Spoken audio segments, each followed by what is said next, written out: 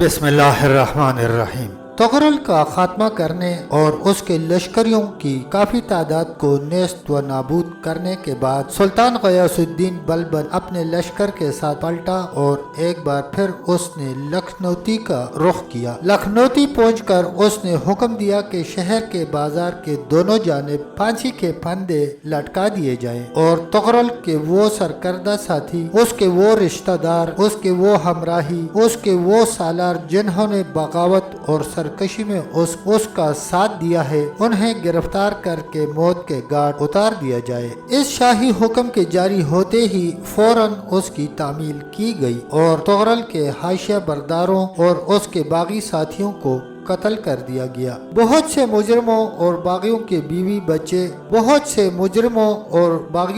بیوی بچوں کا خاتمہ کرنے سے بھی دریغ نہ کیا گیا۔ مورخین لکھتے ہیں کہ سلطان غیاث الدین بلبن سے پہلے دلی کے کسی بھی سلطان نے عورتوں، بچوں اور بوڑھوں کو سیاسی مجرم گردان کر ان کی جانیں طلب نہ کی تھی۔ تاہم باغیوں کا خاتمہ کرنے کے لیے اور دوسروں کے لیے عبرت خیزی کا سامان پیدا کرنے کے لیے سلطان غیاث الدین بلبن نے باغیوں کی عورتوں، بچوں اور ان کے عزیز و اقارب کو بھی نہ چھوڑا تھا۔ کہتے ہیں تغرل کے ہمدردوں اور اس کے جانثاروں اور اس کے حامیوں میں ایک فقیر بھی تھا جسے ان دنوں شاہ قلندر کے نام سے پکارا جاتا تھا اور اپنے آپ کو بڑا بزرگ، بڑا پہنچا ہوا اور صاحب کرامت خیال کرتا تھا۔ تغرل اس شاہ قلندر کو بڑا بزرگ اور پہنچا ہوا سمجھ کر اس کی بڑی عزت اور اس کا بڑا احترام کرتا تھا اور اس سے اسے محبت بھی بہت تھی۔ جب تغرل کے حاشیہ نشین اس کے ہمراہی اور باغی ساتھی گرفتار کر کے بلبن کے سامنے پیش کیے گئے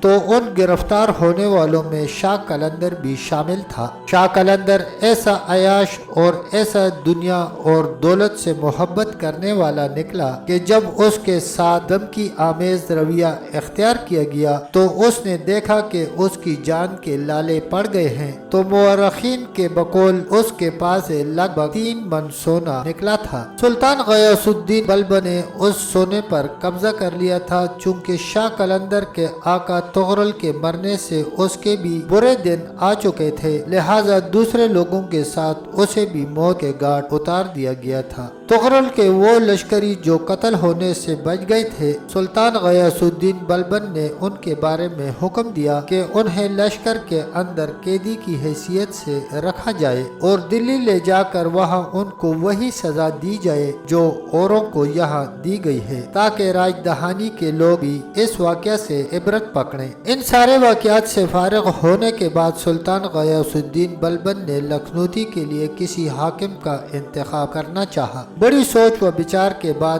آخر کار اس کی نگاہیں اپنے بیٹے بغرا خان پر جم گئی تھی۔ سلطان غیاث الدین بلبن نے اپنے بیٹے بغرا خان کو بلایا۔ جب بغرا خان اپنے باپ کے سامنے آیا تو سلطان غیاث الدین بلبن نے بڑی محبت، بڑی شفقت میں اپنے بیٹے بغرا خان کو اپنے پاس بلایا۔ پہلے لکھنوتی کے حاکم کی حیثیت سے اس کا تقرر کیا۔ اس تقرر پر بغرا خان بڑا خوش تھا۔ اپنے باپ کا شکریہ ادا کرتے ہوئے کچھ کہنا چاہتا تھا کہ اس سے پہلے ہی نصیحت کرنے کے انداز میں بلبن اسے مخاطب کر کے کہنے لگا، میرے بیٹے، دلی کا بادشاہ میں رہوں یا کوئی اور، میری چند نصیحتیں اپنے ذہن میں بٹھا کر رکھنا۔ پہلی یہ کہ لکھنوتی کے حاکم کو ہمیشہ دلی کے بادشاہ کا خیرخواہ اور مخلص ہونا چاہیے۔ لکھنوتی کا حاکم خواہ دلی کے بادشاہ کا عزیز ہو یا غیر، اسے کسی بھی صورت دلی کے سلطان کے مقابلے پر نہیں آنا چاہیے اور نہ ہی اس سے بغاوت اور سرکشی کرنا کسی طرح بھی مناسب ہے۔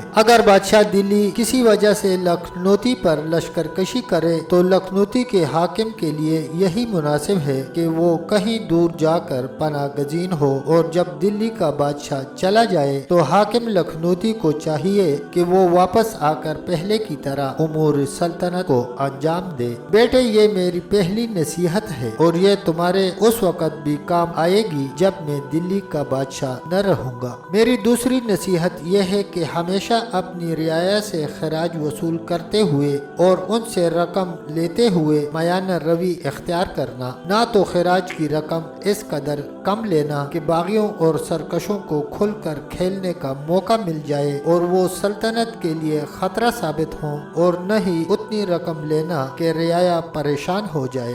میرے بیٹے، اپنے ملازمین لشکریوں کی تنخواہ اتنی ہی مقرر کرنی چاہیے جتنی ان کی سال بھر کی ضرورت کے لیے کافی ہو۔ انہیں ضروریات سے کم تنخواہ نہ دینا تاکہ وہ غربت اور تنگ دستی کا شکار نہ ہو۔ میری تیسری نصیحت یہ ہے کہ جب کبھی بھی تم ملک اور اپنے علاقے کی بہتری کے لیے کسی مہم کے لیے نکلو تو اپنے خیر خواہوں، اپنے سالاروں، اپنے امراء کے مشورے کے بغیر کسی مہم پر نہ نکلنا۔ سلطنت کے احکامات جاری کرتے ہوئے اپنی نفسانی خواہشوں کو پیش نظر نہ رکھنا اور ہمیشہ حق کو اپنے نفس پر قربان نہ کرنا۔ میری چوتھی نصیحت یہ ہے کہ تم ہمیشہ اپنے خدمتگاروں اور غلاموں کو جو کہ حکمرانی کا لازم حصہ ہوتے ہیں بے اتفاقی کا شکار ہرگز نہ کرنا۔ ان کے دل سے پوری طرح باخبر رہنا، ان کی ضروریات کا پورا خیال رکھنا، اور جو کوئی اس کے خلاف ترغیب دے تو اس کو اپنا دشمن سمجھ کر اس کی بات ماننے سے انکار کر دینا، ورنہ اور نہ ہی اس کے کسی مشورے پر اعتبار کرنا۔ میری پانچویں نصیحت یہ ہے کہ جب تم کسی علاقے کے حاکم ہو تو ہمیشہ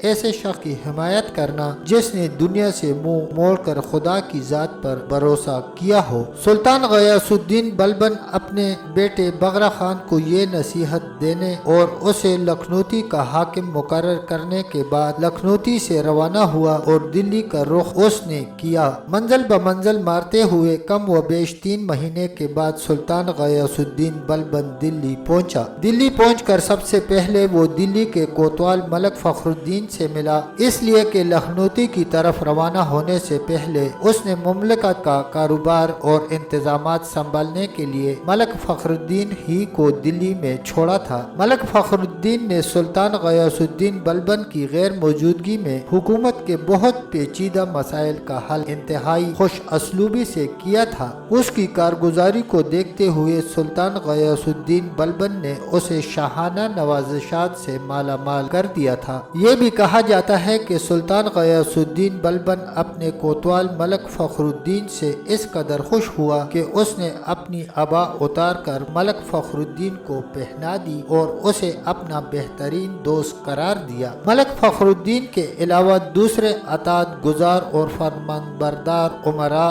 اور اراکین سلطنت کو بھی سلطان غیاث الدین بلبن نے خوب نوازا اور ان کی بڑی ہمت افزائی کی۔ اس طرح اپنے امراء اور اپنے سالاروں اور سرکردہ لوگوں کے حقوق سے عہد برا ہونے کے بعد بلبن دلی اور گرد و نواح کے بہت سے عالموں اور درویش صفت لوگوں کی خدمت میں حاضر ہوا۔ ان سب کی خدمت میں نذرانے اور رقوم پیش کی۔ یہ سارے کام سر انجام دینے کے بعد سلطان نے پہلا حکم یہ جاری کیا کہ دلی شہر کے اندر دیوانی مطالبات کی وجہ سے جو لوگ گرفتار کیے گئے تھے اور ابھی تک زندان میں بند ہیں ان سب کو رہا کر دیا جائے۔ اس نے دوسرا حکم یہ دیا کہ رعایا کے مختلف افراد کی طرف جو سرکاری رقم نکلتی ہے معاف کر دی جائے۔ اس نے تیسرا حکم یہ دیا کہ دلی کے بازار میں پھانسیاں لٹکائی جائیں اور لکھنوتی سے جتنے مجرم گرفتار کر کے دلی لائے گئے تھے ان سب کو موت کے گھاٹ اتار دیا جائے۔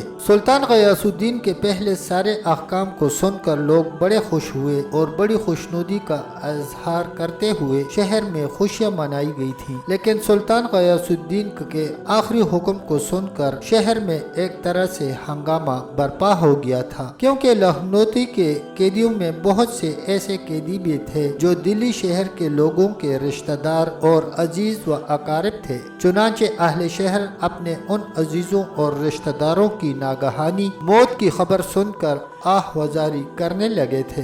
इस मौका पर कुछ लोग दिल्ली के काजी की खिदमत में हाजिर हुए, रो रो कर फरियाद की और कैदियों की माफी की इल्तिजा की। काजी शहर दिल्ली के लोगों की ये मुसीबत और परेशानी देखकर बड़ा मुतासर हुआ। वो शख्स बड़ा मुत्तकी और परहेजगार था। लोग जब आहवजारी करने लगे तो उनकी परेशानी उससे देखी न गई और वो अपनी जान की बाजी लगाकर सुल्तान गयासुद्दीन बलबन की खिदमत में हाजिर हुआ और इंतहाई नरम और मुलायम और पुरसोज अल्फाज में सुल्तान के दिल को उन कैदियों के कसूर की माफी की तरफ मायल किया। काजी की उस गुफ्तगू से सुल्तान गयासुद्दीन बलबन ऐसा मुतासर हुआ कि उसने रहम खाकर उन सारे कैदियों की जान बख्शी कर दी और उन्हें पहले की तरह मामूल के मुताबिक जिंदगी बसर करने की इजाजत दे दी थी। तब तक दोस्तों इतना ही, इंशाल्लाह अगली वीडियो के साथ मिलते हैं।